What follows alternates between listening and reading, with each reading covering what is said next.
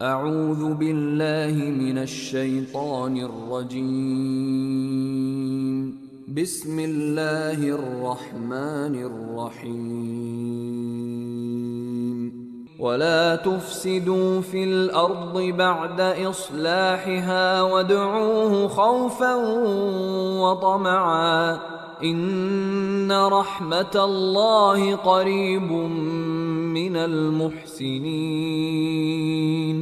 وهو الذي يرسل الرياح بشرا بين يدي رحمته حتى إذا أقلت سحابا ثقالا سقناه لبلد ميت فأنزلنا به الماء فأخرجنا به من كل الثمرات كذلك نخرج الموتى لعلكم تذكرون والبلد الطيب يخرج نباته بإذن ربه والذي خبث لا يخرج إلا نكدا كذلك نصرف الآيات لقوم يشكرون اعوذ باللہ من الشیطان الرجیم بسم اللہ الرحمن الرحیم السلام علیکم ورحمۃ اللہ وبرکاتہ۔ الحمد للہ رب العالمین والصلاة والسلام علی نبیہ الصادق الامین محمد وعلی آلہ وصحبہ اجمعین ومن تبعہم بإحسان الی یوم الدین۔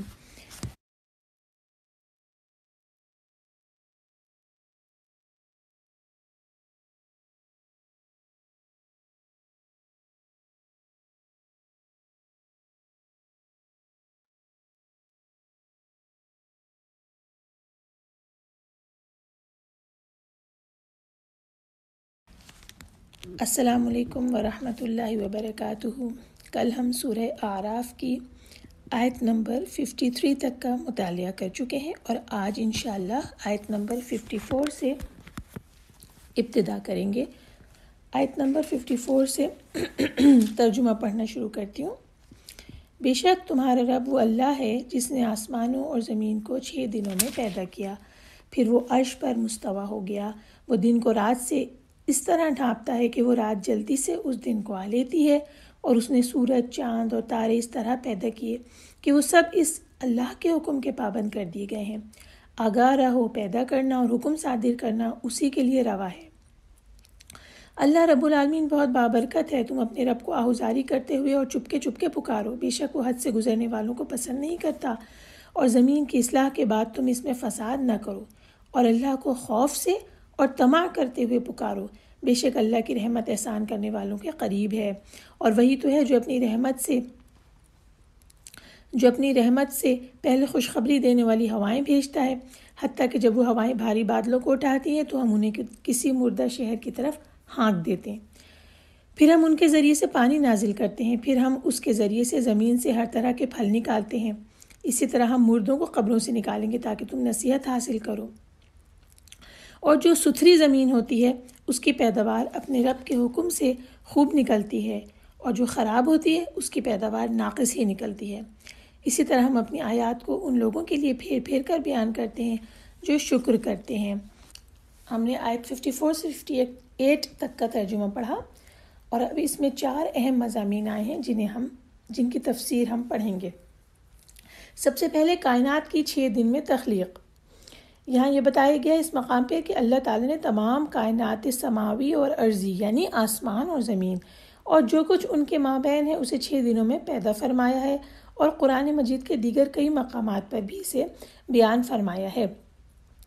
اس بارے میں حدیث ہے، امام احمد نے حضرت ابو ہریرہ کی روایت کو بیان کیا ہے کہ رسول اللہ صلی اللہ علیہ وسلم نے میرے ہاتھ کو پکڑا اور فرمایا، ترجمہ: اللہ نے مٹی کو ہفتے کے دن پیدا کیا اور اس میں پہاڑوں کو اتوار کے دن پیدا کیا، درختوں کو اس میں پیر کے دن پیدا کیا، شر کو منگل کے دن اور خیر کو بدھ کے دن پیدا کیا، جاندار چیزوں کو جمعرات کے دن پیدا کر کے اس میں پھیلا دیا، اور آدم کو آخری مخلوق کے طور پر جمعے کے دن کی آخری گھڑیوں میں عصر اور رات کے درمیان کی کسی گھڑی میں پیدا فرمایا تھا۔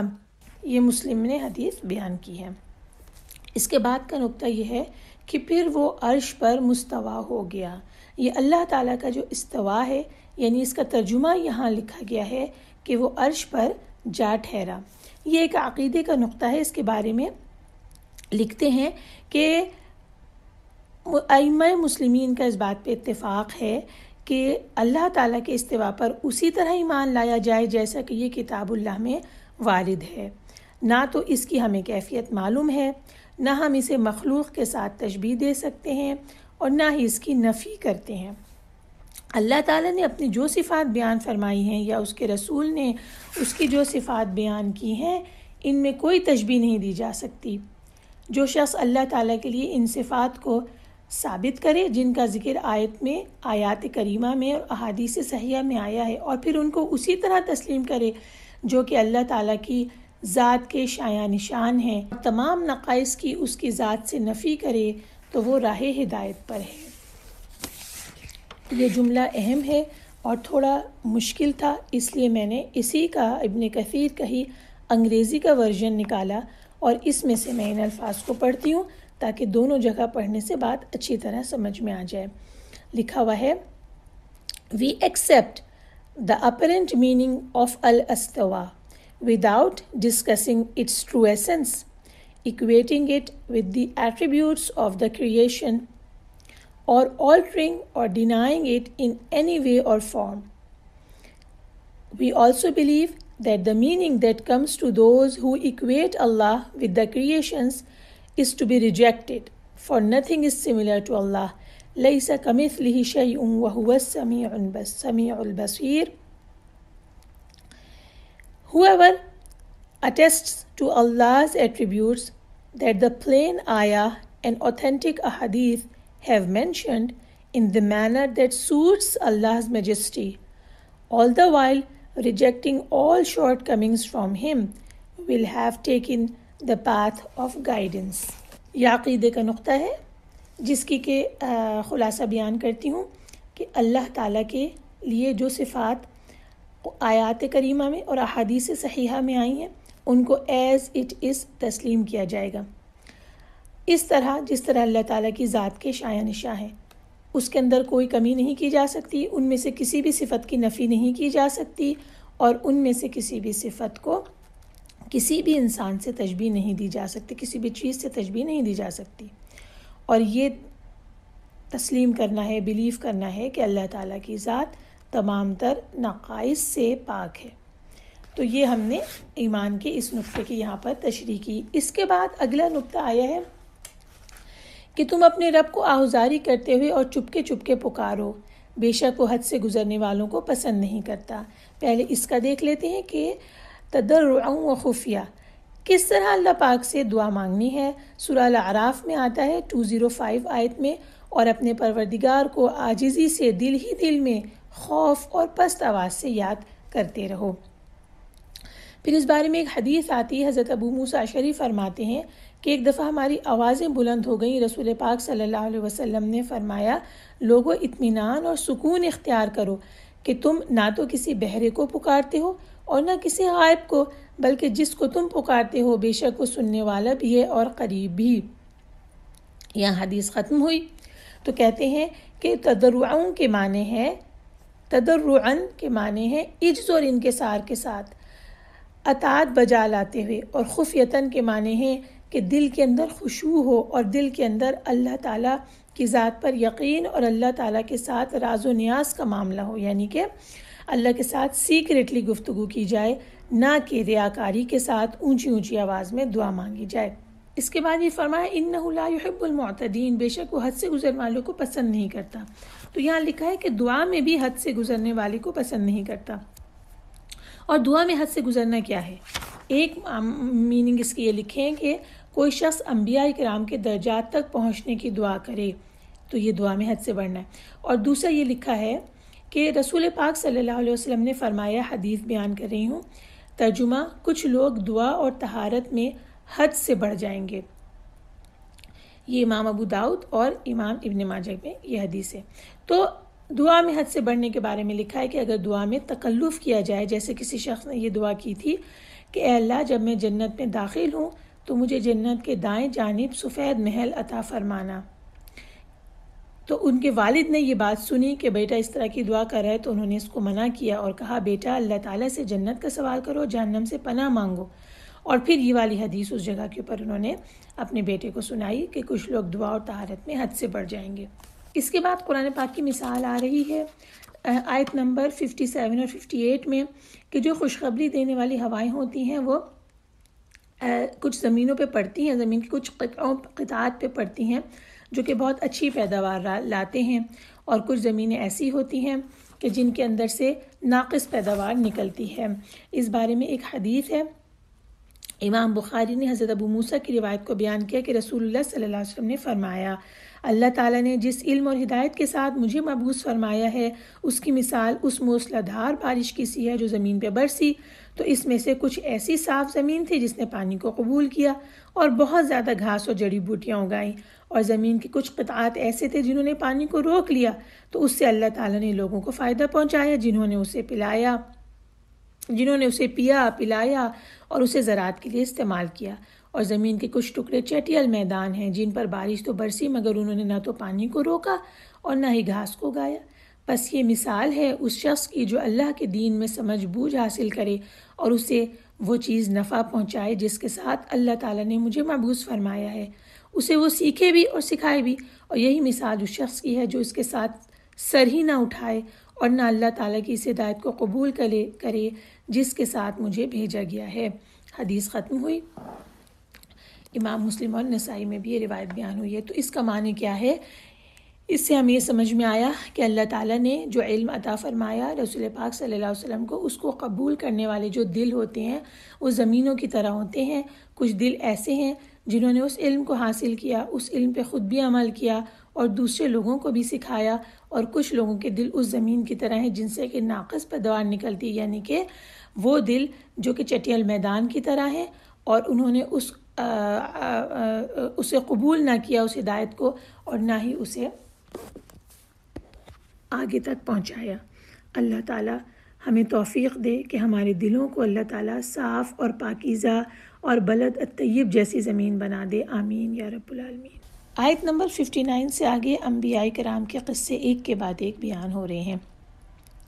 اس کے مطالعے کے لیے ہم نے جس کتاب کا انتخاب کیا ہے وہ قصص الانبیاء ہے، اور یہ قصص الانبیاء جو دارالسلام مکتبہ کی چھپی ہوئی کتاب ہے، یہ ماخوذ ہے یعنی نکالی گئی ہے اوریجنل بک سے جو کہ البدایہ والنہایہ امام ابن کثیر کی لکھی گئی کتاب ہے۔ آپ نے اس کا نام ضرور سنا ہوگا۔ یہ ایک اوتھینٹک ترین تاریخی تصنیف ہے جس کے اندر قرآن مجید اور احادیث میں جو انبیاء کرام کے اور سابق اقوام کے قصے ہیں اور واقعات ہیں وہ بیان کیے گئے ہیں۔ اس میں سیرت النبی موجود ہے، اور اس میں خلافت راشدہ اور اس کے بعد کی بھی مسلم جو ادوار ہیں ان کی تاریخ بیان کی گئی ہے۔ یہ بہت جامع کتاب ہے، اور اسی کتاب میں سے البدایہ والنہایہ میں سے قصص الانبیاء ایکسٹریکٹ کی گئی ہے۔ تو یہ قصص الانبیاء آپ ضرور لیجئے گا اور اس کا مطالعہ کیجئے گا، شروع سے تمام انبیاء کے ایک کے بعد ایک جہاں جہاں قرآن میں جس جگہ ان کی بارے میں قصص آئے ہیں وہ ایک جگہ بیان کر دیے گئے ہیں تمام تر ڈیٹیل کے ساتھ، اور اس کے علاوہ احادیث جو ان سے متعلق ہیں وہ بھی اسی جگہ لکھ دی گئی ہیں۔ تو یہ پڑھنے میں بہت آسان ہے، بچوں کے لیے بھی پڑھ کے بچوں کو سنانے کے لیے بہت بہترین کتاب ہے۔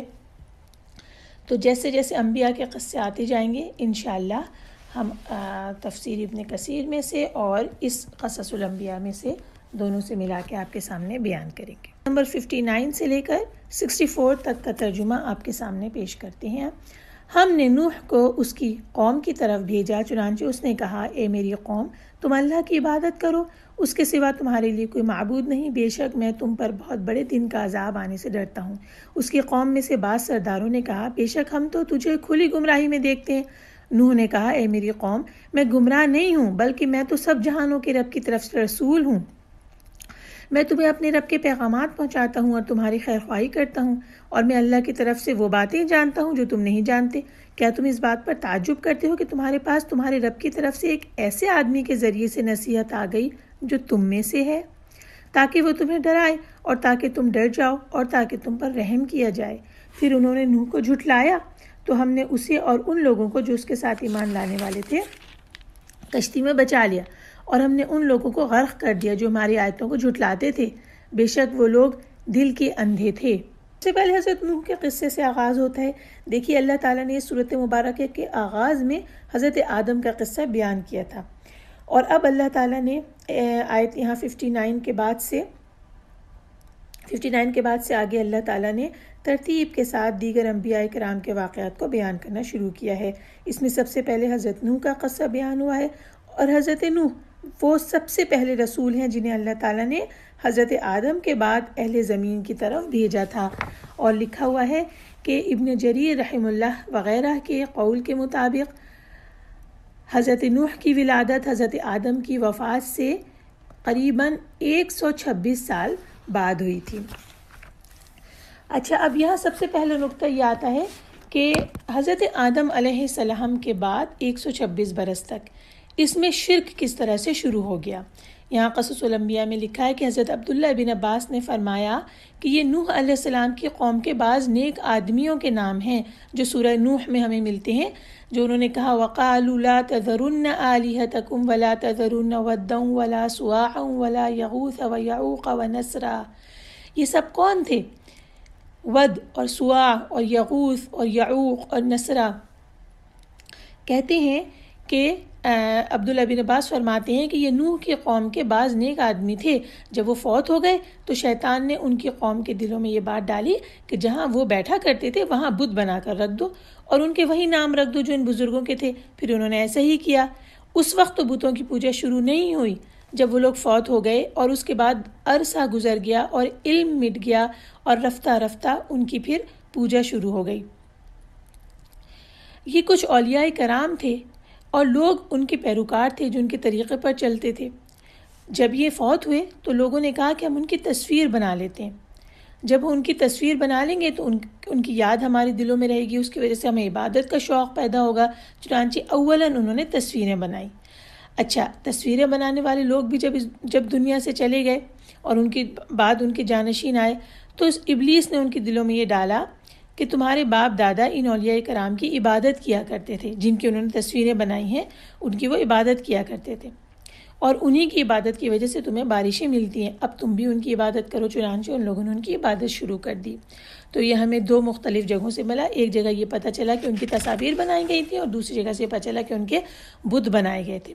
بہرکیف صورتحال اس طرح ہوئی کہ رفتہ رفتہ لوگوں نے انہی کی عبادت کرنی شروع کر دی، اور یوں شرک سب سے پہلے حضرت آدم کے بعد لوگوں میں شرک آنا شروع ہوا۔ لوگوں پر اللہ کے نبی نوح علیہ السلام کس محبت کے ساتھ دعوت دین دینے کے لیے اٹھے۔ مختلف جگہوں پہ حضرت نوح علیہ السلام کی پوری تفصیلات آئی ہیں سورہ الاعراف میں جہاں ہم پڑھ رہے ہیں، پھر سورہ ہود میں، پھر سورہ الاسراء میں، شعراء میں، سورہ الصافات میں، سورہ مؤمن میں، اور پوری کی پوری سورہ نوح میں اس کا ذکر آیا ہے۔ میں تھوڑا سا آپ کے سامنے بیان کرتی ہوں۔ جیسے کہ ابھی ہم نے سورہ اعراف میں پڑھا کہ کہہ رہے ہیں کہ اے قوم، مجھ میں کسی طرح کی گمراہی نہیں بلکہ میں پروردگار کا پیغمبر ہوں۔ پھر سورہ الاعراف کی ہی آیت میں کہتے ہیں میں تمہیں اپنے پروردگار کے پیغام پہنچاتا ہوں اور تمہاری خیر خواہی کرتا ہوں، اور مجھ کو اللہ کی طرف سے ایسی باتیں معلوم ہیں جن سے تم بے خبر ہو۔ سورہ ہود میں یہی بات ان الفاظ کے ساتھ آتی ہے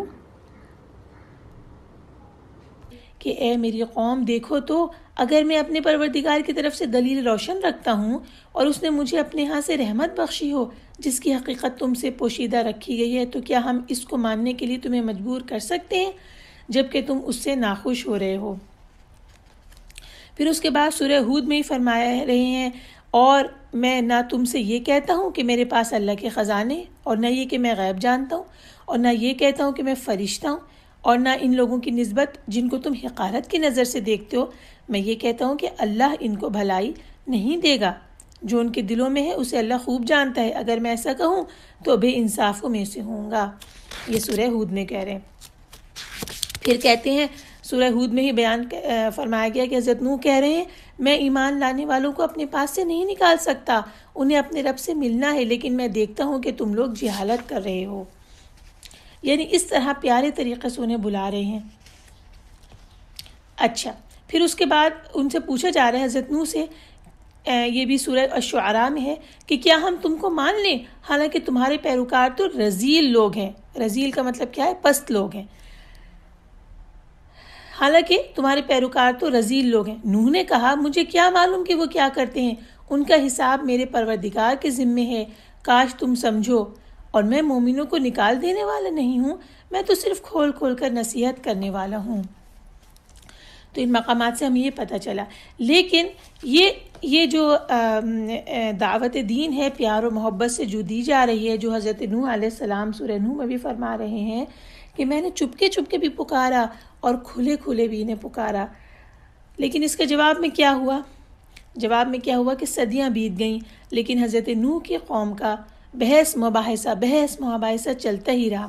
اس کے بارے میں اللہ تعالیٰ نے ہمیں سورہ العنکبوت میں بتایا کہ سو وہ ان میں 50 برس کم 1000 برس رہے، پھر ان کو طوفان نے آ پکڑا اور وہ ظالم تھے.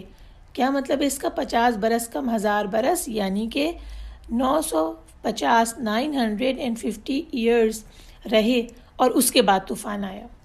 حضرت نوح علیہ السلام دعوت دیتے رہے، اس کے بعد طوفان آیا. اور پھر یہ ہوتا تھا کہ جب ایک نسل کے لوگ مر جاتے تو وہ بعد والوں کو یہ وصیت کر جاتے تھے کہ نوح پہ ایمان نہ لانا، اس سے جھگڑتے رہنا، اس کی مخالفت کرتے رہنا. جب کسی کا بچہ بڑا ہوتا اور اس کی بات سمجھنے لگتا تھا تو باپ اپنے بیٹے کو نصیحت کرتا تھا کہ بیٹا زندگی بھر نوح پر ایمان نہ لانا. استغفر اللہ العلی العظیم. اور یہ چیز جو تھی یہ ان کی فطرت بن گئی تھی. ایمان اور حق کی قبولیت انہیں کسی بھی صورت میں گوارا نہیں تھی. جبھی تو حضرت نوح علیہ السلام نے آخر کار پھر یہ اللہ تعالیٰ سے فرمایا وَلَا يَلِدُ إِلَّا فَاجِرًا كَفَّارًا، اے اللہ ان سے جو اولاد ہوگی وہ بھی بدکار ہوگی، ناشکری ہوگی. یعنی نبی جو ہے اس درجے مایوس ہوئے تبھی انہوں نے یہ بات کہی. اور اسی طرح سورہ ہود میں ہے کہ حضرت نوح نے کہا حضرت نوح نے نہیں، قوم نے کہا اے نوح تم نے ہم سے جھگڑا تو کیا اور جھگڑا بھی بہت کیا، لیکن اگر سچے ہو تو جس چیز سے ہمیں ڈراتے ہو وہ ہم پر نازل کر دو. نوح نے کہا اس کو تو اللہ ہی چاہے گا تو نازل کرے گا، اور تم اس کو کسی طرح ہرا نہیں سکتے، اللہ کو کسی طرح ہرا نہیں سکتے. یہ سورہ ہود کا میں نے ترجمہ آپ کے سامنے رکھا. پھر اس کے بعد سورہ ہود میں ہی یہ بات آتی ہے کہ کہتے ہیں حضرت نوح میری خیر خواہی تمہیں کچھ بھی نفع نہیں دے سکتی، گو میں کتنی ہی تمہاری خیر خواہی کیوں نہ چاہوں، بشرطے کہ اللہ کا ارادہ تمہیں گمراہ کرنے کا ہو، وہی تم سب کا پروردگار ہے اور اسی کی طرف لوٹائے جاؤ گے. اس سب کے بعد جب ان کے اوپر اتمام حجت ہو گئی، یعنی کہ جو حضرت نوح کا کام تھا انہوں نے مکمل کر دیا، اور قوم کا جواب بھی جو ہے وہ اتنے برس کے بعد پکا پتہ چل گیا کہ قوم کا کیا ایٹیٹیوڈ ہے.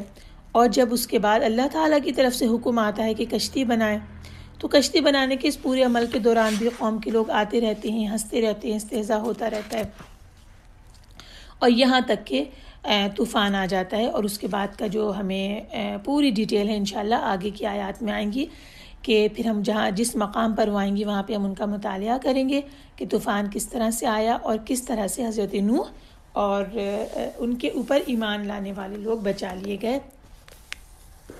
جبکہ پیچھے رہ جانے والوں میں کون کون تھے. یہ انشاءاللہ تعالی ہم یہ سب کچھ پڑھیں گے. اتنا یہاں پر بس آتا ہے کہ ان میں بہت ہی تھوڑے لوگ جو تھے وہ ایمان لے کر آئے تھے، یعنی اتنے لوگ تھے جو کہ اس کشتی کے اندر آ گئے تھے، جو کہ پھر حضرت نوح کو اور ان کو لے کر چلی اور اللہ تعالیٰ نے انہیں بچا لیا. فی الحال حضرت نوح علیہ السلام کا قصہ اس حد تک یہاں پہ مکمل ہوا، اور اگلا قصہ آ رہا ہے ہود علیہ السلام. نمبر 65 سے لے کر 72 تک ہم انشاءاللہ تعالیٰ پڑھیں گے ہود علیہ السلام. بسم اللہ الرحمن الرحیم. اور ہم نے قوم عاد کی طرف ان کے بھائی ہود کو بھیجا. اس نے کہا اے میری قوم تم اللہ کی عبادت کرو، اس کے سوا تمہارے لیے کوئی معبود نہیں. کیا پھر تم ڈرتے نہیں؟ اس کی قوم میں سے کافر کے چودھری کہنے لگے بے شک ہم تجھے بے وقوفی میں پڑا دیکھتے ہیں اور بے شک ہم تجھے جھوٹوں میں شمار کرتے ہیں. ہود نے کہا اے میری قوم میں بے وقوف نہیں ہوں، بلکہ میں تو سب جہانوں کے رب کی طرف سے رسول ہوں. میں اپنے رب کے پیغامات تمہیں پہنچاتا ہوں اور میں تمہارا خیر خواہ اور امین ہوں۔ کیا تم اس بات پر تعجب کرتے ہو کہ تمہارے رب کی طرف سے تمہارے پاس ایک ایسے آدمی کے ذریعے سے نصیحت آ گئی ہے جو تمہیں میں سے ہے، تاکہ وہ تمہیں ڈرائے؟ اور یاد کرو جب اس نے قوم نوح کے بعد تمہیں زمین میں ایک دوسرے کا جانشین بنایا اور تمہیں قد و قامت میں بڑھوتری دی، لہٰذا تم اللہ کی نعمتیں یاد کرو تاکہ تم فلاح پاؤ۔ انہوں نے کہا کیا تو ہمارے پاس اس لیے آیا ہے کہ ہم ایک اکیلے اللہ کی عبادت کریں اور انہیں چھوڑ دیں جن کی ہمارے باپ عبادت کرتے تھے؟ چنانچہ اگر تو سچوں میں سے ہے تو ہم پر وہ عذاب لے آ جس سے تو ہمیں ڈراتا ہے۔ ہود نے کہا تمہارے رب کی طرف سے تم پر عذاب اور غضب نازل ہوا ہی چاہتا ہے۔ کیا تم مجھ سے ان ناموں کے بارے میں جھگڑتے ہو جو تم نے اور تمہارے آبا و اجداد نے رکھ لی ہیں؟ اللہ نے ان کی کوئی دلیل نازل نہیں فرمائی، چنانچہ تم انتظار کرو، بے شک میں بھی تمہارے ساتھ انتظار کرنے والوں میں سے ہوں۔ پھر ہم نے ہود کو اور ان لوگوں کو جو اس کے ہمراہ تھے اپنی رحمت کے ساتھ نجات دی، اور ہم نے ان لوگوں کی جڑ کاٹ دی جنہوں نے ہماری آیات کو جھٹلایا اور وہ ایمان لانے والے نہ تھے۔ ہود علیہ السلام کے تفصیلی تذکرے سے قبل ہم ان کا سلسلہ نسب دیکھتے ہیں، یعنی ان کا نسب نامہ، کس طرح وہ نوح علیہ السلام تک اور پھر نوح علیہ السلام کا کس طرح آدم علیہ السلام تک پہنچتا ہے۔ تو قصص الانبیاء میں یہ لکھا ہے کہ ہود علیہ السلام کا نسب نامہ یوں ہے: ہود بن شالخ بن ارفخشد بن سام بن نوح، اور اس طرح بھی ان کا نسب بیان کیا گیا ہے: ہود بن عبداللہ بن رباح الجارود بن عاد بن عوس بن ارم بن سام بن نوح۔ اس طرح ان کا نسب نوح علیہ السلام تک پہنچتا ہے۔ اور نوح علیہ السلام کا نسب نامہ یوں ہے: نوح بن لامک بن متوشلخ بن خنوخ بن یرد بن مہلائیل بن قینن بن انوش بن شیث بن آدم۔ اور جو یہاں پر تفصیلات بیان کی گئی ہیں اس میں یہ آتا ہے کہ جو خنوخ حضرت نوح علیہ السلام کے نسب میں خنوخ نام ہے، وہ اصل میں ادریس علیہ السلام ہی ہیں، جنہیں کہ ہم ادریس علیہ السلام کے نام سے جانتے ہیں۔ ان کا اصل نام خنوخ ہے۔ اور شیث علیہ السلام جو حضرت آدم کے بیٹے ہیں، یہ دونوں نبوت کے منصب پر فائز ہوئے۔ اللہ تعالیٰ نے نبی بنایا آدم علیہ السلام کے بعد، تو آدم علیہ السلام کے بعد ان کے بیٹے شیث، اور اس کے بعد تیسری چوتھی نسل میں خنوخ یعنی ادریس علیہ السلام نبی بنے۔ لیکن اس کے بعد نوح علیہ السلام کے پاس رسالت، پہلے رسول حضرت نوح علیہ السلام ہوئے۔ اور پھر نوح علیہ السلام کے بعد جو ان کی چوتھی نسل میں حضرت ہود علیہ السلام، یہ دوسری روایت کے مطابق اس کے کافی بعد کی نسل کے اندر حضرت ہود علیہ السلام آئے۔ ہود علیہ السلام عاد قبیلے سے تعلق رکھتے تھے۔ یہ ایک عربی قبیلہ تھا جس کی رہائش عمان اور حضرموت کے درمیان ریت کے ٹیلوں والے علاقے میں تھی، اور اس کا نام احقاف تھا۔ یہ علاقہ سمندر کے کنارے پر واقع تھا اور اس پوری وادی کا نام مغیث تھا۔ اچھا، ان لوگوں کی خاصیت یہ تھی کہ یہ لوگ زیادہ تر لمبے لمبے ستونوں والے خیمے میں رہتے تھے۔ ستون کا مطلب ہوتا ہے پلرز، تو لمبے لمبے پلرز والے خیموں میں یہ لوگ رہتے تھے۔ اللہ تعالیٰ نے قرآن میں ان کو اس طرح سے بیان فرمایا کہ الم تر کیف فعل ربک بعاد ارم ذات العماد التی لم یخلق مثلها فی البلاد۔ کیا تم نے جانا نہیں کہ تمہارے پروردگار نے عاد کے ساتھ کیا کیا جو ارم کہلاتے تھے، اتنے دراز قد کہ تمام ملک میں ایسے لوگ پیدا نہیں ہوئے۔ اس فضیلت پر جو اللہ تعالیٰ نے انہیں عطا کی، سورہ حامیم السجدہ میں آتا ہے کہ انہوں نے کس طرح غرور کیا۔ ترجمہ ہے، تو جو عاد تھے وہ ناحق ملک میں غرور کرنے لگے اور کہنے لگے کہ ہم سے بڑھ کر قوت میں کون ہے؟ کیا انہوں نے نہیں دیکھا کہ اللہ جس نے ان کو پیدا کیا وہ ان سے قوت میں بہت بڑھ کر ہے، اور وہ ہماری آیتوں سے انکار کرتے رہے۔ اب آیتوں کا انکار انہوں نے کس طرح سے کیا؟ یہ آتا ہے کہ جب نوح علیہ السلام کے زمانے کا طوفان گزر گیا تو، اور پھر اس کے بعد زمانہ گزر گیا، بہت سال گزرتے چلے گئے، تو جن میں سب سے پہلے بت پرستی آئی وہ یہی عاد اولیٰ تھے۔ ان کے پاس 3 بت تھے، ایک کا نام سمد، ایک کا سمود اور ایک کا ہر۔ جب ان کے اندر بت پرستی عام ہوئی، اللہ تعالیٰ نے ان میں اپنے نبی ہود علیہ السلام کو مبعوث فرمایا، انہوں نے آ کر انہیں حق کی دعوت دی، اللہ وحدہ لا شریک کی عبادت کی دعوت دی، اس کی اطاعت کی دعوت دی اور تقوی اختیار کرنے کی دعوت دی۔ ہود علیہ السلام کی دعوت کے جواب میں قوم کا کیا جواب آیا کہ کہنے لگے اِنَّا لَنَرَاكَ فِي صَفَاحَةٍ وَإِنَّا لَنَظُنُّكَ مِنَ الْكَاذِبِينَ، بے شک تم ہمیں احمق نظر آتے ہو اور بے شک ہم تمہیں جھوٹا خیال کرتے ہیں۔ یعنی کہ یہ جو دعوت تو ہمیں دے رہے ہو کہ ہم بتوں کی عبادت کو ترک کر دیں اور ایک اللہ کی عبادت کی طرف متوجہ ہو جائیں، تو اس بات کو انہوں نے کہا کہ یہ ہمیں احمق پن نظر آتا ہے اور ہم سمجھتے ہیں کہ تم جھوٹ بول رہے ہو۔ ہود علیہ السلام کہتے ہیں ان سے کہ میری قوم مجھ میں حماقت کی کوئی بات نہیں، بلکہ میں رب العالمین کا پیغمبر ہوں۔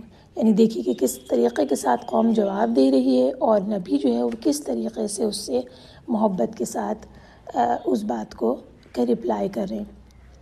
یہ کہہ رہے ہیں کہ میں ایسا نہیں ہوں جیسے تم خیال کرتے ہو، نہیں بلکہ میں تو حق لے کر آیا ہوں رب کی طرف سے۔ اور کہتے ہیں کہ میں تمہیں اللہ کے پیغام پہنچاتا ہوں اور تمہارا امانت دار خیر خواہ ہوں۔ انہیں یہ سمجھا رہے ہیں کہ میں ناصح امین ہوں، امانت دار ہوں، خیر خواہ ہوں، اور یہی پیغمبروں کی صفت ہے کہ وہ اللہ تعالیٰ کا پیغام پہنچاتے ہیں اور اپنی امت کے لیے خیر خواہ ہوتے ہیں، بہتری چاہتے ہیں۔ پھر وہ ان سے یہ پوچھ رہے ہیں کہ کیا تمہیں اس بات کے اوپر تعجب ہوا ہے کہ تم ہی میں سے ایک شخص تمہارے پاس آ گیا ہے نصیحت لے کر؟ اب یہ والی جو چیز ہے یہ ہر نبی کے اندر کے فالوورز میں ہم دیکھتے ہیں کہ جس چیز پہ تعجب کرتے تھے وہ یہ تھی کہ انسان ہی کیسے نبی بن کر آ گیا۔ تو یہ بات ہم نے دیکھی کہ ہود علیہ السلام بھی اپنے لوگوں سے کہتے ہیں کہ اس بات پہ تمہیں کیوں تعجب ہو رہا ہے، اور پھر یہ کہتے ہیں کہ تم یاد کرو کہ جب اس نے تم کو قوم نوح کے بعد سردار بنایا تھا، کوئی زیادہ عرصہ تو نہیں گزرا تھا، انہیں یہ بات پتہ تھی کہ ایسا طوفان آیا ہے اور ہمارے آباء و اجداد کے ساتھ اس طرح ہوا ہے، تو یہ سب کچھ جانتے بوجھتے کہ نوح نبی تھے اللہ کے، ایک اور آنے والے نبی کا پھر انکار کر رہے ہیں۔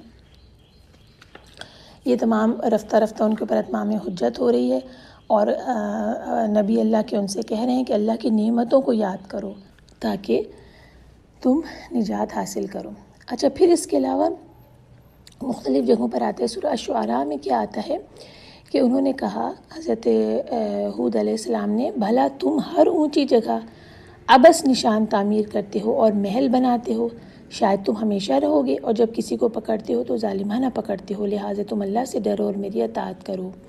یہ سورہ شعراء میں ہمیں پتہ چلتا ہے۔ یعنی عبث نشان بنانے کا مطلب کیا ہے؟ بیکار کی عمارتیں تعمیر کرنا اور محلات بنانا، یہ ان کا شیوہ تھا۔ یہ بات ہمیں اس سے پتہ چلی۔ اچھا، ان کا جواب پھر کیا آیا اپنے پیغمبر کو؟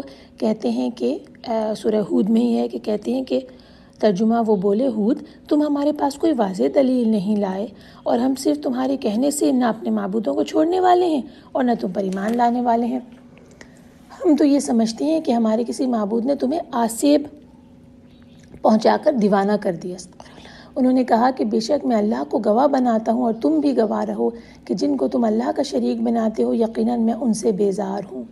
جن کی اللہ کے سوا عبادت کرتے ہو تو تم سب مل کر میرے بارے میں جو تدبیر کرنی چاہو کر لو اور مجھے مہلت نہ دو۔ میں اللہ پر جو میرا اور تمہارا سب کا پروردگار ہے بھروسہ رکھتا ہوں۔ زمین پر جو چلنے پھرنے والا ہے وہ اس کو چوٹی سے پکڑے ہوئے ہے، بے شک میرا پروردگار سیدھے راستے پر ہے۔ یہ میں نے آپ کو سورہ ہود کی آیت نمبر 53 سے 56 کا ترجمہ پڑھا۔ تو یہ سب کہنے کے بعد پھر جب ان کے اوپر اللہ تعالیٰ کا حجت پوری ہو گئی اور اللہ تعالیٰ کا عذاب آیا، تو دیکھیے کہ کس طرح سے آیا۔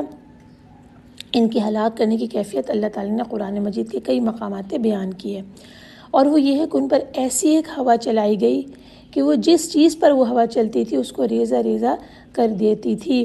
سورہ الحاقہ میں یہ ہے ترجمہ، اور رہے عاد ان کا نہایت تیز آندھی سے ستیہ ناس کر دیا گیا، اللہ نے اس کو 7 رات اور 8 دن ان پر چلائے رکھا، تو لوگوں کو اس میں اس طرح گرے اور مرے پڑے دیکھے جیسے کھجوروں کے کھوکھلے تنے ہوں، بھلا تو ان میں سے کسی کو باقی دیکھتا ہے؟ یہ میں نے آپ کے سامنے ترجمہ پڑھا سورہ الحاقہ کا۔ اس طریقے سے وہ گرے اور مرے ہوئے پڑے تھے جیسے درخت کے جو ٹرنکس ہوتے ہیں وہ ادھر ادھر پڑے ہوئے ہوں۔ استغفر اللہ العلی العظیم۔ جب انہوں نے یہ بغاوت اور یہ سرکشی مطلب یہ رویہ اختیار کیا اپنے نبی کے ساتھ، تو اللہ تعالیٰ نے نہایت تیز آندھی کے ساتھ انہیں ہلاک کیا، اور اس کی کیفیت یہ تھی کہ ان میں سے ایک ایک شخص کو اٹھا کر وہ فضا میں، وہ آندھی جو تھی، وہ تیز ہوا جو تھی، وہ لوگوں کو اٹھا کر فضا میں اچھال دیتی تھی اور پھر بلندی سے سر کے بل نیچے گرا دیتی تھی، جس سے اس کا سر پھٹ کر اس کے جسم سے جدا ہو جاتا تھا۔ سورہ حاقہ میں ہی یہ ہے کأنہم اعجاز نخل خاویہ، جیسے کہ کھجوروں کے کھوکھلے تنے، یعنی کہ یہ جو اٹھانے کے بعد نیچے پھینک دیا تو اس کے بعد وہ اس طرح کے بن گئے جیسے کھجوروں کے تنے ادھر سے ادھر پڑے ہوئے ہوں۔ استغفر اللہ، استغفر اللہ۔ تو یہ ان کا انجام ہوا، قوم عاد کا، عاد اولیٰ کا یہ انجام ہوا۔ پھر اس کے بعد جو اللہ تعالیٰ نے ان کی جڑ کاٹ دی اور ان کا نام و نشان تک مٹا دیا، تو ہسٹورینز یہ لکھتے ہیں کہ یہ والی جو قوم ختم ہو گئی تھی، اس کو یہ لوگ لکھتے ہیں ایکسٹنکٹ نیشن بن گئی تھی، اس کو یہ عرب بائدہ لکھتے ہیں۔ عرب جو ہے بائدہ کہتے ہیں اس کو، بائدہ یعنی وہ جو ایکسٹنکٹ ہو گئی، یعنی ختم کر دی گئی تھی۔ اور وہ لوگ جو باقی بچے تھے، اس کے بعد وہ آگے ان کی نسلیں چلیں، تو اس کو جو ہے وہ دا سیکنڈ عاد کہتے ہیں، عاد ثانیہ۔ ابھی جس کے بارے میں ہم نے پڑھا، جس قوم کو اللہ تعالیٰ نے عذاب دیا اور اس کے بعد ختم کیا، تو وہ عاد اولیٰ تھی، the first one, the first عاد۔ اور اس کے بعد پھر جو نسل چلی، جو حضرت ہود کے فالوورز تھے، اور اس کے بعد وہ باقی رہے، اللہ تعالیٰ نے انہیں بچا لیا، تو پھر وہ عاد ثانیہ یعنی کہ دا سیکنڈ عاد کہلائے۔ اب ہم آیت نمبر 73 سے 79 تک کا ترجمہ آپ کے سامنے رکھتے ہیں۔ اور ہم نے قوم ثمود کی طرف ان کے بھائی صالح کو بھیجا۔ صالح نے کہا، اے میری قوم، تم اللہ کی عبادت کرو، اس کے سوا تمہارے لیے کوئی معبود نہیں۔ تحقیق تمہارے پاس تمہارے رب کی طرف سے واضح دلیل آ گئی ہے، یہ اللہ کی اونٹنی ہے جو تمہارے لیے خاص نشانی ہے، چنانچہ تم اسے چھوڑ دو کہ اللہ کی زمین میں چرتی پھرے، اور اسے برائی کے ساتھ ہاتھ بھی نہ لگانا، ورنہ تمہیں بہت دردناک عذاب پکڑ لے گا۔ اور یاد کرو جب اس نے تمہیں قوم عاد کے بعد ایک دوسرے کا جانشین بنایا اور تمہیں زمین میں ٹھکانہ دیا، تم اس کی نرم مٹی سے محلات بناتے ہو اور پہاڑوں سے گھر تراشتے ہو۔ چنانچہ تم اللہ کی نعمتیں یاد کرو اور زمین میں فسادی بن کر مت پھرو۔ اس کی قوم کے وڈیرے جنہوں نے تکبر کیا، کمزور سمجھے جانے والے ایمانداروں سے کہنے لگے، کیا تم یہ بات جانتے ہو کہ واقعی صالح اپنے رب کی طرف سے بھیجا ہوا ہے؟ انہوں نے کہا، ہاں، بلا شبہ ہم اس چیز پر ایمان لانے والے ہیں جس کے ساتھ اسے بھیجا گیا ہے۔ ان لوگوں نے کہا جنہوں نے تکبر کیا تھا، بے شک ہم اس چیز کا انکار کرنے والے ہیں جس پر تم ایمان لائے ہو۔ چنانچہ انہوں نے اونٹنی کی ٹانگیں کاٹ ڈالیں اور انہوں نے اپنے رب کے حکم سے سرکشی کی اور کہا کہ اے صالح، اگر تو رسولوں میں سے ہے تو ہم پر وہ عذاب لیا جس سے تو ہمیں ڈراتا رہتا ہے۔ پھر انہیں زلزلے نے آ لیا، چنانچہ وہ اپنے گھروں میں گھٹنوں کے بل مردہ پڑے تھے۔ تب صالح نے ان سے منہ پھیرا اور کہا، اے میری قوم، بے شک میں نے تمہیں اپنے رب کا پیغام پہنچا دیا تھا اور میں نے تمہیں نصیحت کی تھی، لیکن تم نصیحت کرنے والوں کو پسند نہیں کرتے۔ ہود علیہ السلام کے بعد صالح علیہ السلام کا ذکر آتا ہے، اور یہ جس قبیلے سے تھے وہ ثمود تھا۔ ثمود ایک مشہور قبیلے کا نام ہے۔ جو یہاں نسب نامہ حضرت صالح کا لکھا گیا ہے، وہ ثمود جو شخص تھا جس سے وہ قبیلہ بنا، ان کا نسب نامہ بیان کیا گیا ہے۔ اس قبیلے میں صالح علیہ السلام بھی تھے۔ ان کا نسب نامہ لکھا ہے ثمود بن عاصر بن ارم بن سام بن نوح۔ لکھا ہے کہ قوم ثمود قوم عاد یعنی دا فرسٹ عاد کے بعد ہوئی ہے۔ ان کے جو رہنے کی جگہ ہیں، جو مسکن ہیں، جو ان کے ریزیڈینشیل ایریاز تھے، وہ حجاز اور شام کے درمیان وادی قرا کے آس پاس موجود تھے۔ رسول اللہ صلی اللہ علیہ وسلم جب غزوہ تبوک میں گئے تھے تو صحابہ کے ساتھ وہ اس جگہ سے گزرے تھے، اور ان کے مکانات اس علاقے کے اندر، پہاڑوں کے اندر صاف نظر آ رہے تھے۔ رسول اللہ صلی اللہ علیہ وسلم نے جب اس مقام سے گزرے تو حدیث ہے کہ صحابہ کرام کے ساتھ وہاں تشریف لے گئے، اور اس مقام کے قریب، یہ حجر کا مقام ہے، مقام حجر، اس میں ثمود کے ویران گھروں کے قریب پہنچے تو کیا ہوا کہ لوگوں نے کنویں سے پانی لے لیا، ان کنویں سے جو کہ سمود کے قوم کے کنویں تھے، اور اس پانی سے لوگوں نے اپنے کھانا بنانے کے لیے، اپنے قافلے کے لیے آٹا گوندھ لیا اور کھانا بنانے کے لیے آگ بھی جلا لی، یعنی تیاری مکمل کر لی۔ رسول اللہ صلی اللہ علیہ وسلم نے یہ دیکھا تو انہیں حکم دیا کہ جو آپ نے کھانا بنانے کے لیے وہ رکھی ہیں دیگیں انہیں الٹ دیں، یعنی کہ اسے گرا دیں، اور وہ آٹا جو تھا اسے بھی یعنی ضائع کیا، کھایا نہیں گیا بلکہ اونٹوں کو کھلا دیا گیا۔ پھر رسول اللہ صلی اللہ علیہ وسلم صحابہ کرام کے ہمراہ وہاں سے روانہ ہو گئے اور اس کنویں کے پاس جا کر ٹھہرے جہاں جو کنواں وہ تھا جس سے کہ اونٹنی پانی پیا کرتی تھی۔ رسول اللہ صلی اللہ علیہ وسلم نے یعنی اونٹنی جس میں پانی پیتی تھی اس کے پاس جا کر کے ٹھہرے۔ پھر رسول اللہ صلی اللہ علیہ وسلم نے ان لوگوں کے جو ویران گھر تھے ان میں صحابہ کو داخل ہونے سے منع کر دیا اور یہ فرمایا، ترجمہ، میں ڈرتا ہوں کہ تم پر بھی ویسا عذاب نہ آ جائے جیسا ان پر آیا تھا، اس لیے ان کے علاقے میں داخل نہ ہوا کرو۔ اور یہ روایت بھی ملتی ہے حضرت عبداللہ بن عمر کی کہ رسول اللہ صلی اللہ علیہ وسلم نے اس مقام پہ ارشاد فرمایا تھا، ترجمہ، ان عذاب یافتہ لوگوں کے علاقے میں داخل ہونا پڑے تو صرف روتے ہوئے داخل ہوا کرو، اگر رونا نہ آئے تو ان کے علاقے میں داخل نہ ہونا، کہیں تم پر بھی وہ عذاب نہ آ جائے جو ان پر نازل ہوا تھا۔ اس سے ہمیں بہت واضح حکم پتہ چلتا ہے کہ وہ تمام مقامات جو کہ عبرت کے ہیں، جن قوموں کے اوپر اللہ تعالیٰ کا عذاب نازل ہوا اور وہ ابھی تک دنیا کے مختلف مقامات پہ کھڑے ہوئے ہیں، وہ کھنڈرات، ان میں انٹرٹینمنٹ کی نیت سے، گھومنے پھرنے کی نیت سے، سیاحت کی نیت سے نہیں جانا چاہیے۔ اچھا، ہم یہ پڑھتے ہیں کہ اللہ کے نبی نے انہیں کس طرح سے دعوت دی اور اس دعوت کے جواب میں قوم نے کیا رویہ اختیار کیا۔ صالح علیہ السلام نے قوم کو اس بات کی دعوت دی کہ اللہ وحدہ لا شریک کی عبادت کریں، بتوں سے دور ہو جائیں، اللہ کے ساتھ کسی کو شریک نہ بنائیں۔ کچھ لوگ تو ایمان لائے لیکن اکثر نے کفر کیا، اور پھر انہوں نے مطالبہ مسلسل اپنے نبی سے کیا کہ اللہ تعالیٰ کی طرح کہ اگر تم اللہ کے نبی ہو تو کوئی نشانی لاؤ، اللہ کے نبی ہو تو کوئی نشانی لاؤ۔ حضرت صالح علیہ السلام نے سمود سے بہت ہی پختہ عہد لیا کہ اگر اللہ نے جو یہ مطالبہ کر رہے ہیں یہ پورا کر دیا تو پھر انہیں ضرور ہی ایمان لانا ہوگا اور ان کی پیروی کرنی ہوگی۔ یہ بہت امپورٹنٹ بات ہے۔ قرآن میں مختلف جگہوں پہ یہ بات آتی ہے کہ جس قوم نے مطالبہ کیا ہے اپنے نبی سے معجزے کا، اور اگر اللہ تعالیٰ نے معجزہ دیا تو اس کے بعد پھر قوم کی مہلت عمل ختم ہو جاتی ہے، یعنی کہ جو ٹائم پیریڈ اللہ نے دیا ہوتا ہے وہ ان کے اوپر سے ختم ہو جاتا ہے۔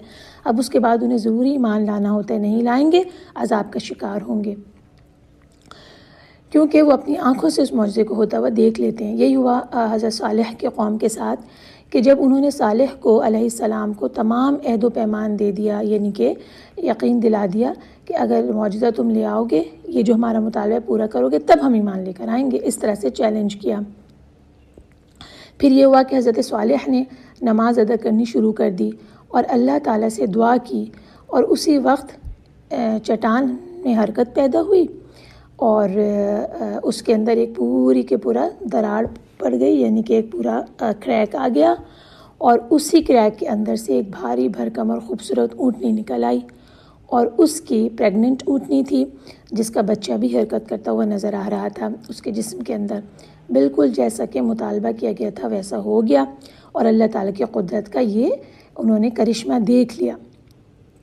اس کے بعد قوم کے جو افراد جنہیں اللہ نے توفیق دی تھی وہ ایمان بھی لائے اور حضرت صالح کے ساتھ شامل ہو گئے، لیکن سردار جو تھے سمود کی قوم کے، انہوں نے جو ہے وہ پھر بھی انکار کیا اور کھلا کھلا اسی وقت انکار کر دیا اس بات کا، اور اس کے بارے میں بہت ڈیٹیلز ملتی ہیں، میں نے اس کو مختصر کیا ہے، پڑھ رہی ہوں آپ کے سامنے کہ اونٹنی نے ان کے سامنے اپنے بچے کو پیدا بھی کر دیا وہیں پہ، یعنی ڈیلیوری ہوئی۔ اب اس کے بعد ایک دن اونٹنی ان کے کنویں سے پانی پیتی تھی، یہ حکم دے دیا گیا، حضرت صالح نے حکم دے دیا کہ جو کنواں ہے اس میں سے ایک دن صرف اونٹنی پانی پیے گی اور دوسرے دن باقی سارے قبیلہ پیے گا، اور ایک دن پیتی تھی اور دوسرے دن چھوڑ دیتی تھی۔ جس دن اونٹنی پانی پیتی تھی اس دن وہ اس اونٹنی کے دودھ کو پیتے تھے، یعنی کہ فائدہ بھی حاصل ہو رہا تھا اس اونٹنی سے ان کو، اس اونٹنی کا دودھ وہ پیتے تھے جتنا چاہتے، اور وہ برتن بھر لیتے تھے، یعنی یہ بھی اللہ کا معجزہ ہی تھا۔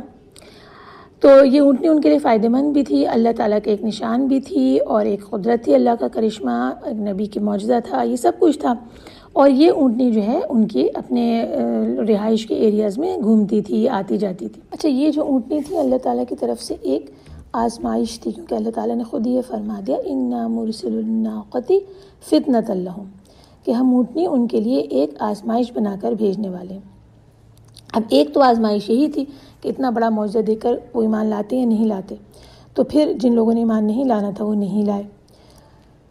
اور اس سے کے بعد آزمائش کی ایک صورت یہ بھی تھی کہ انہیں حکم دے دیا گیا تھا کہ اس طرح سے کرنا ہے اس کے ساتھ، اونٹنی کے ساتھ معاملہ، ایک دن یہ پیے گی اور ایک دن قوم پیے گی۔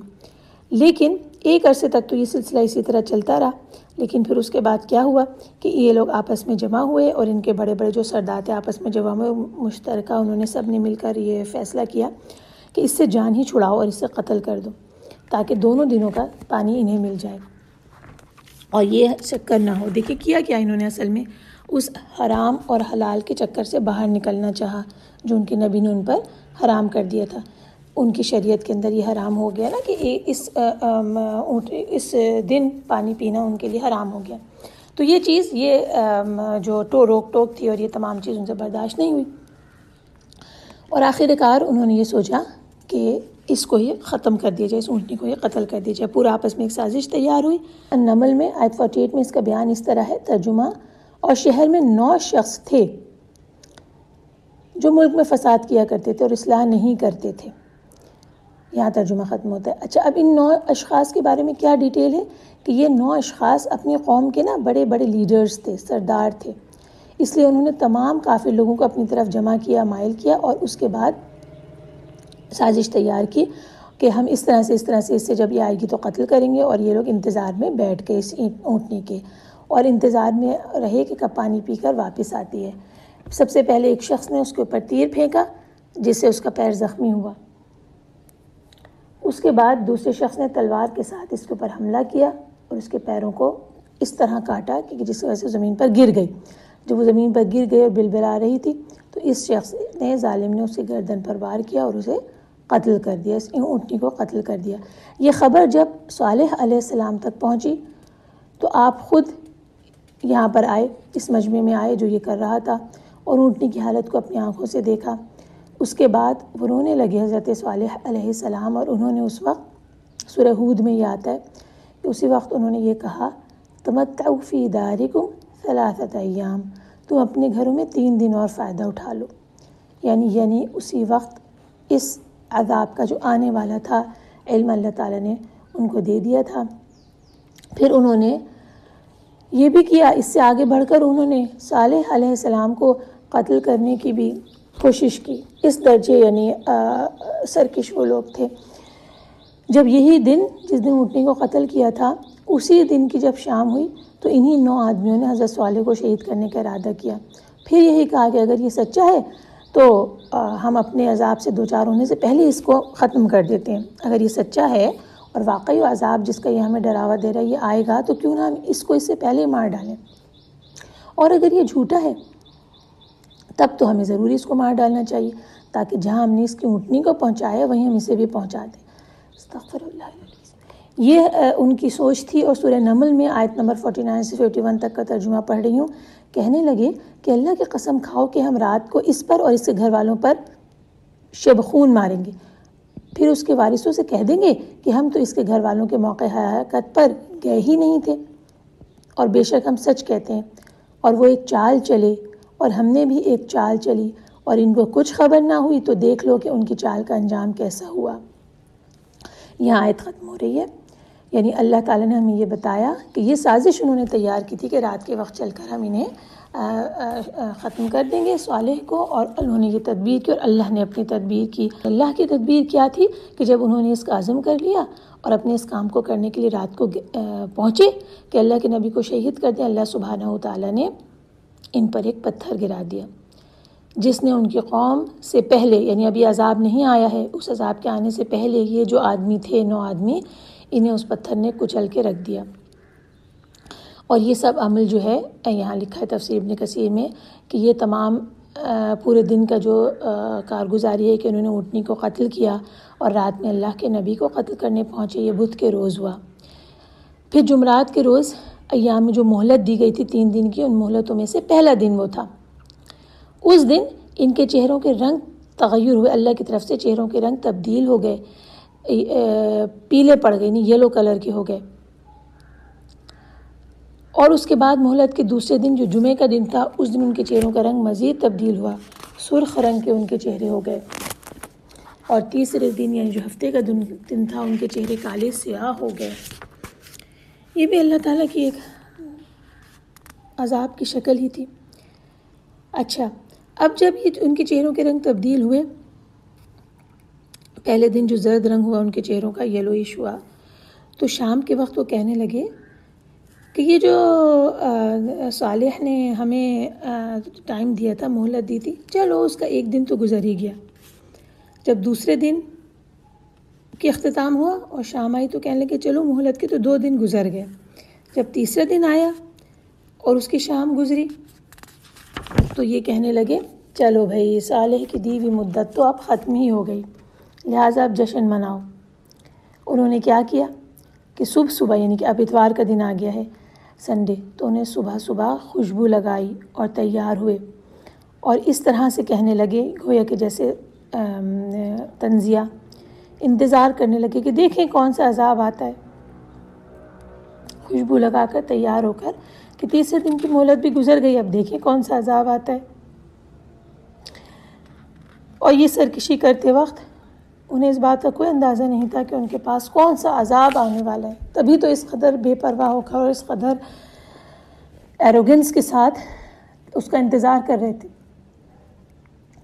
جب اب سورج طلوع ہوا تو آسمان سے ایک زبردست چیخ آئی اور نیچے سے بہت شدید زلزلہ آیا، ایک تیز آواز اور اس کے بعد زمین میں نیچے سے زلزلہ، اور ایسا ہوا کہ پلک جھپکتے میں یہ تباہ و برباد ہو گئے۔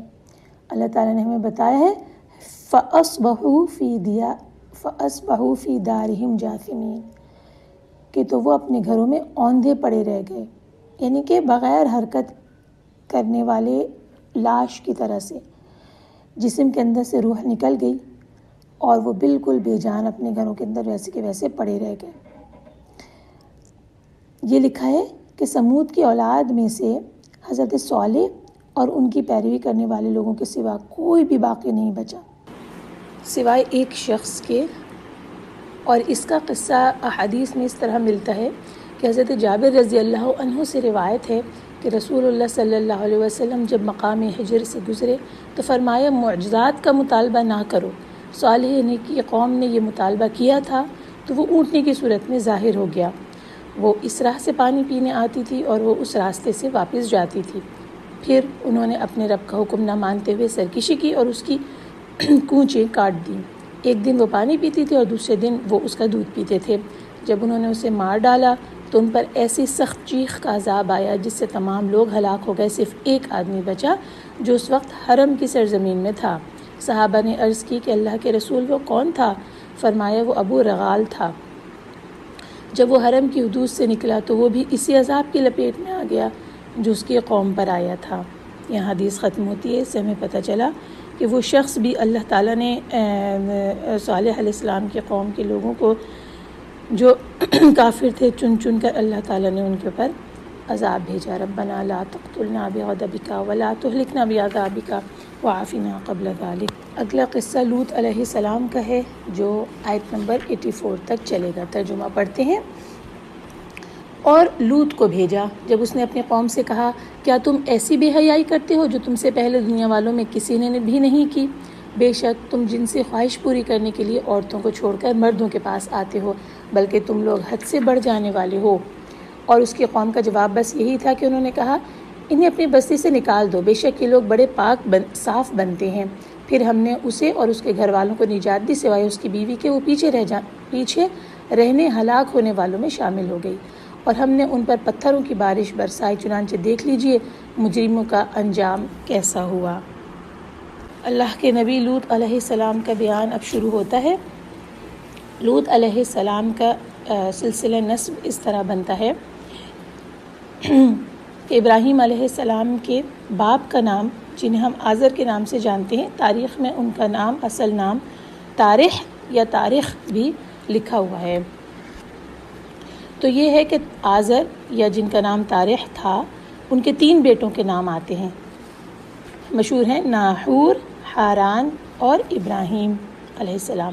تو جو حاران تھے ان کے بیٹے لوط علیہ السلام تھے، یعنی کہ لوط ابراہیم کے بھائی کے بیٹے بنتے ہیں۔ لہٰذا لوط علیہ السلام کا سلسلہ نسب یوں بنے گا کہ لوط بن حاران بن طارح یا طارخ بن ناحور بن صاروخ بن راغو بن فالح بن عابر بن شالح بن ارفخشد بن سام بن نوح علیہ السلام، اور اسی طرح یہ آدم علیہ السلام تک سلسلہ نسب پہنچ جائے گا۔ لہٰذا یہ ابراہیم علیہ السلام کے بھتیجے تھے۔ پھر حضرت لوط علیہ السلام کو اللہ تعالیٰ نے جب نبوت سے سرفراز فرمایا تو حضرت ابراہیم کی اجازت سے بلکہ ان کے حکم سے ان کے علاقے سے یہ ہجرت کر کے جس علاقے میں گئے وہ سدوم کا شہر تھا۔ یہاں کے باشندے انتہائی فاسق اور فاجر تھے، اس کے ساتھ شدید ترین کافر تھے۔ پھر ان کی فطرت کے اندر بدکرداری تھی، وہ لوگوں کو راستے سے راستوں کے اوپر بیٹھ جایا کرتے تھے، عادتاً یہ ان کی عادت تھی، اور اس کے بعد یعنی رستوں کے اوپر سر عام بیٹھ کر یہ برے کام اور فحش کام ولگر چیزیں کیا کرتے تھے۔ پھر ایک دوسرے کو کہ کوئی بھی گزرنے والا یا وہاں جو لوگ رہتے تھے وہ انہیں سر عام برائیاں کرتے دیکھتے تھے لیکن منع بھی نہیں کرتے تھے۔ اور پھر انہوں نے بے حیائی کا ایک نیا کام شروع کیا جو اس سے پہلے کسی انسان نے نہیں کیا تھا، یعنی یہ پہلے تھے جنہوں نے اس چیز کو شروع کیا، اور انہوں نے اپنی نفسانی خواہش مردوں سے پوری کرنی شروع کر دی۔ وہ خواہش جو اللہ تعالیٰ نے انسان کے اندر جائز رکھی ہے، وہ خواہش عورتوں کے ذریعے پوری کرنے سے کے بجائے یہ مردوں کے پاس جانے لگے۔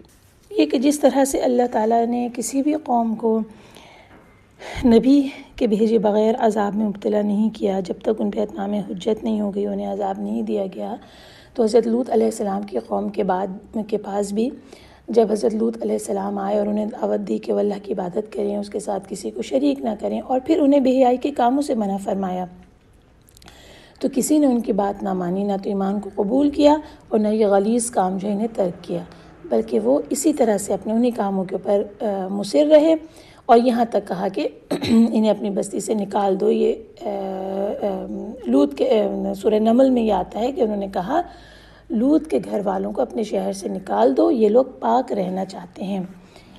یعنی جس شخص نے انہیں اٹھ کر اس گندگی اور غلاظت سے نکالنے کی کوشش شروع کی، اس پر انہوں نے یہ طنز کیا کہ یہ تو بڑے پاک بننا چاہتے ہیں، تو انہیں ہی اپنی بستی سے نکال دو۔ اس کے علاوہ یہ راستوں میں ڈاکے ڈالا کرتے تھے، مسافروں کو لوٹتے تھے، عام جگہوں کے اوپر پبلک مقامات پر فحش چیزیں اور حرکتیں کرتے تھے، اور بالکل کسی چیز میں یعنی ان کے اندر سے حیا بالکل ختم ہو گئی تھی، لہٰذا ان پہ کسی نصیحت کا بھی کوئی اثر نہ ہوا۔ اللہ تعالیٰ نے انہیں اس کی بہت زیادہ سخت سزا دی، اور وہ خود ہی کہنے لگے کہ اگر تم سچے ہو تم پہ اللہ کا عذاب لے آؤ، یعنی اپنے نبی سے یہ کہا کرتے تھے۔ کس طرح سے عذاب ان کے اوپر آیا، دیگر مقامات پر اس کی بہت تفصیلات آتی ہیں، لیکن یہاں پر اتنی تفصیلات نہیں ہیں۔ ان کے اوپر عذاب اس صورت میں آیا کہ فرشتے انسانی صورت میں جب حضرت لوط علیہ السلام کے پاس آئے تو حضرت لوط کھیتوں میں کام کر رہے تھے۔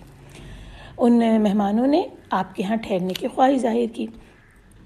حضرت لوط علیہ السلام کو اس بات میں شرم آئی کہ میں انہیں اپنے گھر لے کر جاؤں کہ انہیں قوم کے حالات کا پتہ تھا، اس لیے یعنی وہ دل میں نہ چاہتے ہوئے بھی بہرحال مہمانوں کو اپنے گھر لے کر گئے، اور آپ آگے آگے جاتے اور یہ دونوں فرشتے پیچھے پیچھے جاتے۔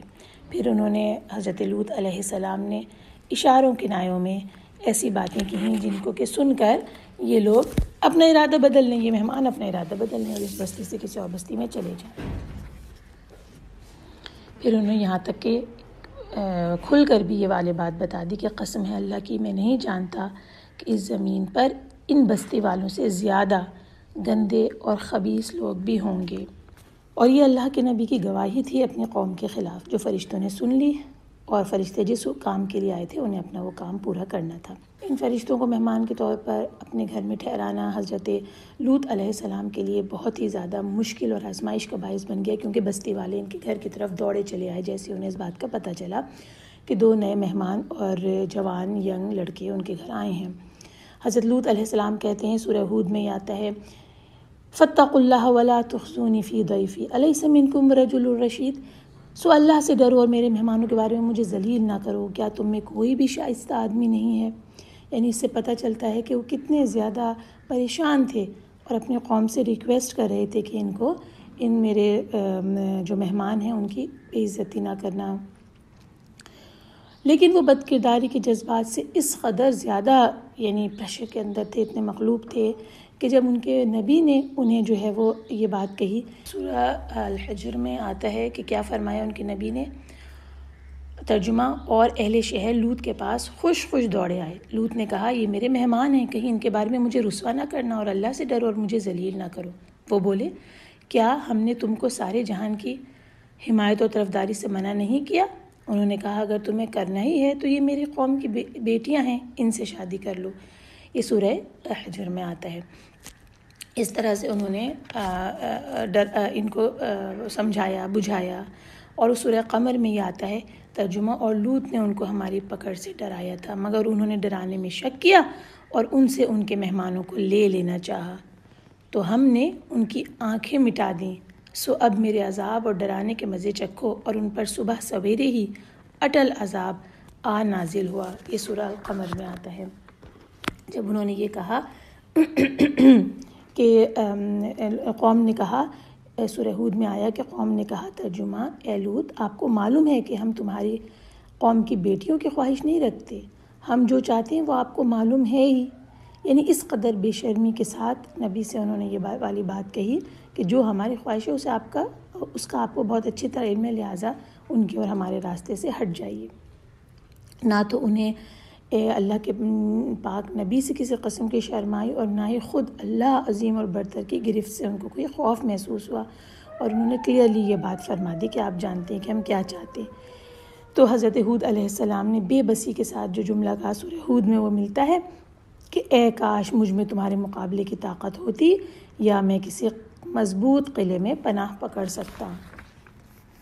بہرحال یہ ہوا، اور اس کے بعد ان فرشتوں نے انہیں اس بات کے بارے میں بتا دیا کہ ہم اللہ کے فرشتے ہیں اور یہ ہم تک نہیں پہنچ سکتے۔ تفسیروں میں لکھا ہوا ہے کہ اللہ کے نبی لوط علیہ السلام اپنی قوم کو گھر میں داخل ہونے سے روکنے کی کوشش کرتے رہے۔ جب یہ لوگ آ کے پورا مجمع ان کے گھر کی طرف آیا تو یہ روکنے کی کوشش کرتے رہے، دروازہ بند تھا اور وہ لوگ اسے کھولنے اور اندر گھسنے کی کوشش کرتے رہے، اور حضرت لوط علیہ السلام جتنی یہ گفتگو ہے، یہ جو نصیحتیں ہیں، یہ دروازے کے پیچھے سے انہیں نصیحت فرماتے رہے۔ پھر صورتحال نازک ہو گئی، تو جو ابھی ہم نے آیت میں پڑھا کہ انہوں نے یہ کہا کہ کاش میں تمہارے مقابلے کی طاقت مجھ میں ہوتی یا میں کسی مضبوط قلعے میں پناہ پکڑ سکتا، اور فرشتوں نے انہیں یہ بات بتا دی کہ اے لوط ہم تمہارے پروردگار کے فرشتے ہیں، یہ لوگ ہرگز تم تک نہیں پہنچ سکتے۔ اور پھر اب ان کے اوپر عذاب اس طرح آتا ہے، عذاب کا نزول کیسے ہوتا ہے کہ سورہ القمر میں جو ہم نے ابھی پڑھا کہ ان کی آنکھیں مٹا دیں، اس کے بارے میں لکھا ہوا ہے کہ فرشتوں نے لوط کی طرف متوجہ ہو کر کہا کہ آپ اپنے گھر والوں کو لے کر رات کے آخری حصے میں یہاں سے تشریف لے جائیں، اور جب قوم پر عذاب نازل ہو تو ان کی آواز سن کر تم میں سے کوئی پیچھے مڑ کر نہ دیکھے، اور آپ کو حکم ہوا کہ آپ سب لوگوں کو لے کر اور اپنے پیچھے چلیں، سب آگے چلیں اور آپ ان کے پیچھے چلیں اللہ کے نبی، اور کوئی بھی پلٹ کر نہ دیکھے۔ پھر اس کے بعد الا امرأتک، یعنی تیری بیوی کے سوا، یہ جو ہے الا امرأتک، اس کے اندر انہوں نے کہا کہ 2 مفہوم ہو سکتے ہیں، یہ بھی ہو سکتا ہے مطلب کہ اپنے گھر والوں کو لے کر چلیے مگر بیوی کو ساتھ لے کر نہ جائیے، یعنی یہ بھی مفہوم ہو سکتا ہے کہ بیوی کو شروع سے چھوڑ دیا گیا تھا۔ یہ دوسرا مطلب یہ بھی ہو سکتا ہے کہ پیچھے کوئی مڑ کر نہ دیکھے سوائے آپ کی بیوی کے، یعنی کہ وہ ضرور مڑ کر دیکھے گی، اور ایسا ہی ہوا کہ اس نے مڑ کر دیکھا تو پھر اس پر بھی وہ عذاب آیا جو دوسرے کافروں پر آیا تھا۔ یعنی ان دونوں میں سے جو بھی صورت ہوئی، بہرکیف وہ جو بیوی ان کی تھی لوط علیہ السلام کی، وہ پیچھے رہ جانے والوں میں سے تھی۔ اور پھر کیا ہوا کہ اللہ تعالیٰ نے سورہ ہود میں آیا کہ اللہ نے کیا ان کے ساتھ کیا، ترجمہ، تو جب ہمارا حکم آیا ہم نے اس بستی کو الٹ کر نیچے اوپر کر دیا اور ان پر پتھر کے تہ بھر تہ کنکر برسائے جس پر تمہارے پروردگار کے یہاں سے نشان کیے ہوئے تھے، اور وہ بستی ان اہل مکہ کے ظالموں سے کچھ دور نہیں۔ انہیں اللہ تعالیٰ نے نشان زدہ پتھر بھیجے ان کے اوپر، ایک ایک پتھر سے وہ ہلاک ہوتے چلے گئے۔ اور ان پتھروں کے بارے میں ان کی ڈیٹیل کیا ہے کہ سجیل سخت مضبوط اور مندود، یہ اس کا مطلب ہے کہ آسمان سے ایک دوسرے کے پیچھے مسلسل پے در پے آ رہے تھے، سجیل بھی تھے اور ممدود بھی تھے۔ پھر اس پر کیا کہ مسومتن تھے، یعنی ہر پتھر پر کسی نہ کسی کا نام لکھا ہوا تھا جس کے اوپر اسے گرنا تھا، اور جس پر وہ گرتا تھا اس کے سر کو کچل کر رکھ دیتا تھا۔ سورہ نجم میں یہ آیا ہے ترجمہ، اور اس نے الٹی ہوئی بستیوں کو دے پٹکا، پھر ان پر چھایا جو کہ چھایا۔ لہٰذا انسان تو اپنے پروردگار کی کون کون سی نعمت پر جھگڑا کرے گا؟ استغفر اللہ العلی العظیم۔ اللہ تعالیٰ نے ان کے اوپر وہ عذاب پورا چھا دیا اور ان کو اس طرح سے الٹ کر ختم کر دیا۔ کس طرح سے کہ ان کا اوپر والا حصہ نیچے ہو گیا اور مسلسل پتھروں کی بارش سے انہیں بالکل نظروں سے اوجھل کر دیا۔ اچھا، جو شخص ان کے بستی میں بھی اسی طرح ہوا کہ اگر اس علاقے سے کوئی شخص باہر تھا تو اس پر بھی وہ پتھر یعنی اس جگہ کے اوپر جا کر پڑا اور اسے ختم کیا۔ اللہ۔ اور اسی طرح سے حضرت لوط کی بیوی کے بارے میں یہ آتا ہے کہ جس وقت اس نے پلٹ کر دیکھا اس کے اوپر بھی وہ پتھر پڑا اور وہ تباہ ہو گئی، اور وہ جو تھی ان کی بیوی وہ انہی لوگوں کے مذہب پر تھی، کافروں کے مذہب پر تھی، اور وہ لوط علیہ السلام کی جاسوسی کیا کرتی تھی، اور جب یہ مہمان آئے تھے تو ان کے بارے میں بھی اس نے لوط علیہ السلام کے قوم کو اطلاع دی تھی ان کی بیوی نے۔ استغفر اللہ العلی العظیم۔ پھر اللہ تعالیٰ نے دیکھیے کہ ان بستیوں کی جو جگہ تھی اس کو بھی اللہ تعالیٰ نے ملیہ میٹ کر دیا، اور اس میں جھیل بن چکی ہے، بدبودار جھیل ہے جس کے پانی اور اس کے ارد گرد کی زمین سے کوئی فائدہ نہیں اٹھایا جا سکتا، کیونکہ اس میں کوئی پیداوار ہی نہیں ہوتی۔ حضرت لوط علیہ السلام کے ذکر، ان کی قوم کے ذکر اور اس برے فعل کے ذکر کے بعد ہم تھوڑا سا بیان اس کا لیں گے کہ اللہ تعالیٰ اس قبیح فعل سے ہم سب کو ہمیشہ محفوظ رکھے، کہ اس کے بارے میں تفہیم القرآن میں جہاں پر یہ ہم نے آیات کی آپ کو ترجمہ اور تفسیر پڑھی، اس مقام پہ تفہیم القرآن کے ضرور حاشیے کا مطالعہ کیجیے، اس میں بہت ڈیٹیل کے ساتھ یہ احکامات لکھے ہوئے ہیں کہ قوم لوط کا عمل کرنے والے جو ہیں وہ کن جرائم کا ارتکاب کرتے ہیں اور کتنا قبیح اور کتنا برا یہ فعل ہے۔ نہ صرف یہ کہ فطرت کے خلاف ہے، نیچر کے خلاف ہے، اللہ تعالیٰ نے ہر جو لیونگ تھنگ ہے اسے اللہ تعالیٰ نے نر اور مادہ یا میل اور فیمیل کی کیٹیگری میں رکھا ہے، اسی طرح سے اللہ تعالیٰ نے ریپروڈکشن اور نسل کی بقا جو ہے اس کو جاری و ساری کیا ہے، اور اسی میں جب انسان آ جاتے ہیں تو ظاہر انسانوں کے اندر اللہ تعالیٰ نے اس عمل کو رکھا ہے جسے کہ سیکشول انٹرکورس کہا گیا ہے، انگلش میں کہتے ہیں، اور اردو میں اس کے مختلف نام ہیں۔ یہ جو عمل ہے یہ تفصیل کے ساتھ انہوں نے اس میں بیان کیا ہے، اور اس کو ضرور پڑھیے اپنے بچوں کو بتانے سمجھانے کے لیے کہ یہ مرد عورت کے لیے، عورت مرد کے لیے اللہ تعالیٰ نے ایک نیچرل باہمی کشش رکھی ہے، اور پھر اس عمل کے اندر جو سیٹسفیکشن ہے وہ اللہ تعالیٰ نے رکھی ہے، اللہ کی ایک نعمت ہے جو اس نے رکھی ہے، کیونکہ اس کے نتیجے میں جو اولاد پیدا ہوتی ہے اس اولاد کی پیدائش سے لے کر پرورش اور تمام تر ذمہ داری اٹھانے والے مرد اور عورت، اور پھر پورا تمدن اور پورا معاشرہ اس سے وجود میں آتا ہے۔ لہٰذا جہاں یعنی کہ ایک پورا کا پورا بیان نکاح کی اہمیت کے حوالے سے ہے وہ تو ہے ہی، لیکن اس جگہ پر تفہیم القرآن میں نکاح کے حوالے سے یا جائز تعلق کے حوالے سے گفتگو نہیں کی گئی ہے، بلکہ بہت ڈیٹیل کے ساتھ یہ گفتگو کی گئی ہے کہ کیوں جو دو مرد یا دو عورتیں اس گندے فعل کا ارتکاب کرتے ہیں، اتنے ڈسکسٹنگ کام کو کر رہے ہیں، وہ کون سے جرائم ہیں، کون سے بہت بڑے بڑے کرمنل ایکٹس ہیں جو کہ معاشرے کے خلاف وہ لوگ کر رہے ہیں، اور اس کا کیا نتیجہ ہے پوری سوسائٹی کے لیے اور معاشرے کے لیے۔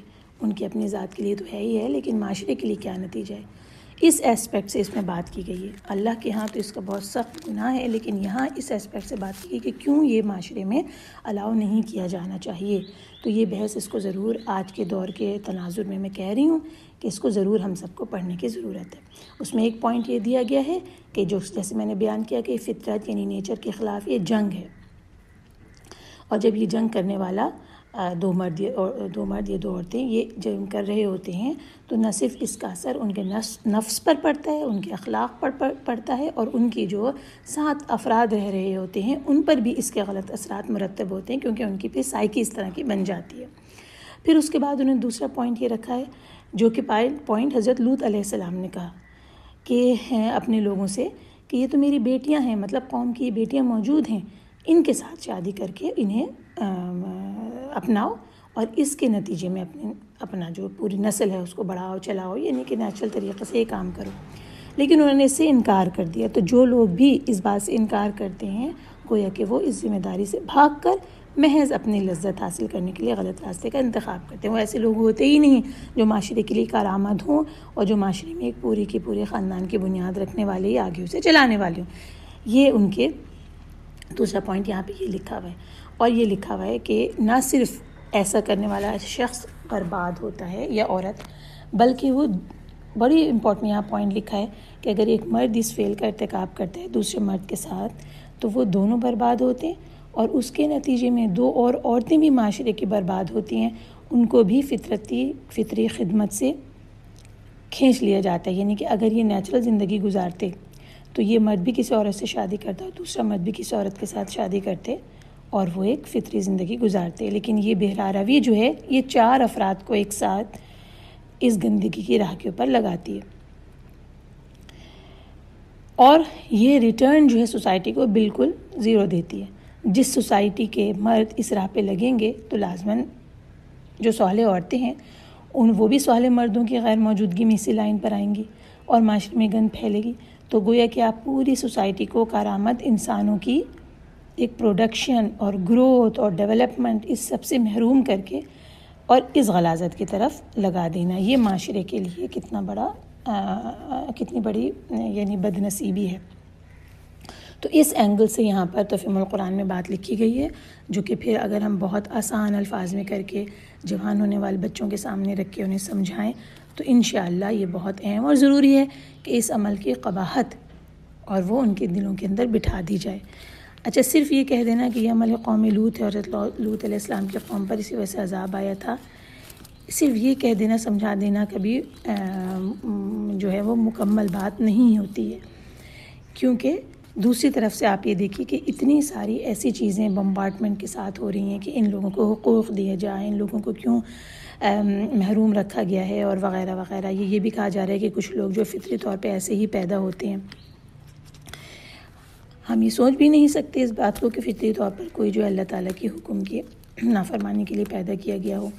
لہٰذا ان دلائل کے ساتھ ان باتوں کو رکھنا اور سمجھانا ضروری ہے، اور اس کے ساتھ ساتھ اللہ تعالیٰ سے بہت دعا کرنا کہ ضروری ہے کہ اللہ تعالیٰ ہمیں، ہماری نسلوں کو اور آنے والی ہماری نسلوں کو سب کو اس غلیظ فعل سے ہمیشہ ہمیشہ محفوظ رکھے، اور اس کی جو گندگی اور غلاظت ہے وہ ہمارے دلوں کے اندر ہمیشہ قائم و دائم رہے، محفوظ رہے۔ یہ نہ ہو کہ ایک اس کی کراہیت کم ہوتی چلی جائے اور یہ ایک عام سی بات لگنے لگے۔ استغفر اللہ ربی من کل ذنب واتوب الیہ، ربنا لا تقتلنا بغضبک ولا تہلکنا بعذابک وعافنا قبل ذلک۔ تو اس کے ساتھ ہی ہم نے آج لوط علیہ السلام تک کا ذکر ختم کیا۔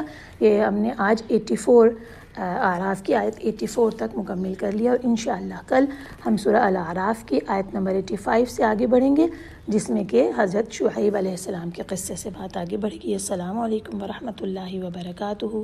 اللہ تعالیٰ سے دعا ہے کہ وہ ہم نے جو کچھ پڑھا ہے اس پہ ہمیں عمل کرنے کی توفیق عطا فرمائے، آمین۔